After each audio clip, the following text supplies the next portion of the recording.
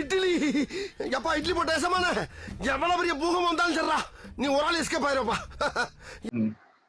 Welcome to ஐரக்ஷன் channel. எங்களோட videos உங்களுக்கு பிடிச்சிருந்ததுன்னா லைக் பண்ணுங்க, கமெண்ட் பண்ணுங்க, ஷேர் பண்ணுங்க, மறக்காம சப்ஸ்கிரைப் பண்ணுங்க.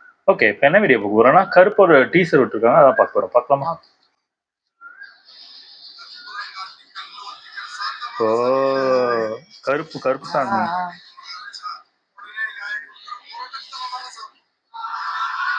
வா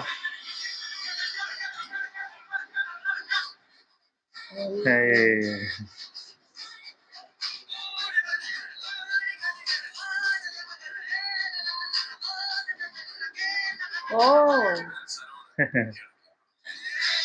ஓ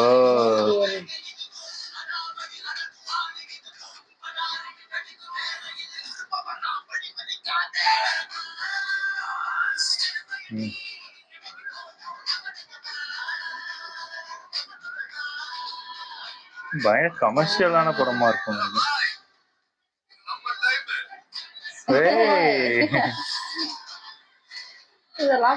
இவர் தான் பண்ணணும், அது பண்ணாதான் நல்லா இருக்கு. ஓ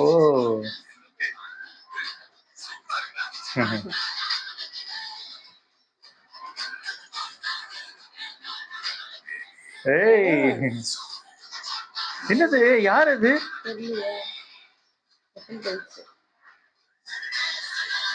மிளகாவும் குறைச்சி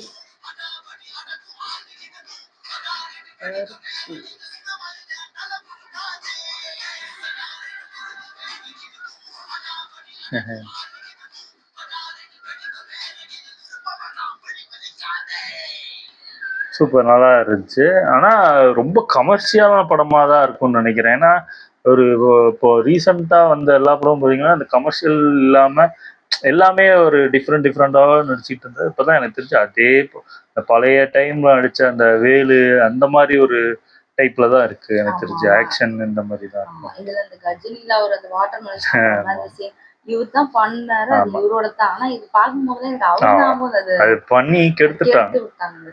உண்மையே நல்லா இருந்துச்சு. ஆமா ஆமா. அந்த ஒரு டைலாக், அந்த பேபி டேடி கம்மிங் ஹோமா ஏதோ சொன்னாரு, டேடி ஹோம்னாங்களே. இது எனக்கு தெரிஞ்ச ஆப்போசிட்ல ஆர்ஜே பாலாஜி மாதிரியே இருந்துச்சு எனக்கு. எனக்கு மட்டும் தான் அப்படி தோணுதா?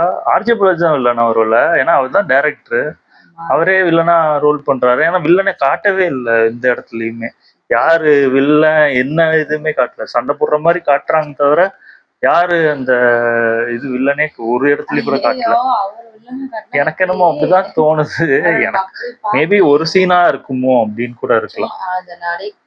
அப்படி இருக்கும், கெஸ்ட் ரோல் மாதிரி ஏதாவது வர இருக்கலாம். சூர்யாவோட உங்களோட இப்போ 50வது birthday. Happy birthday Suriya. So okay, எங்கள் வீடியோஸ் உங்களுக்கு பிடிச்சிருந்தா லைக் பண்ணுங்க, ஷேர் பண்ணுங்க, கமெண்ட் பண்ணுங்க, மறக்காம சப்ஸ்கிரைப் பண்ணுங்க எல்லாருக்கும்.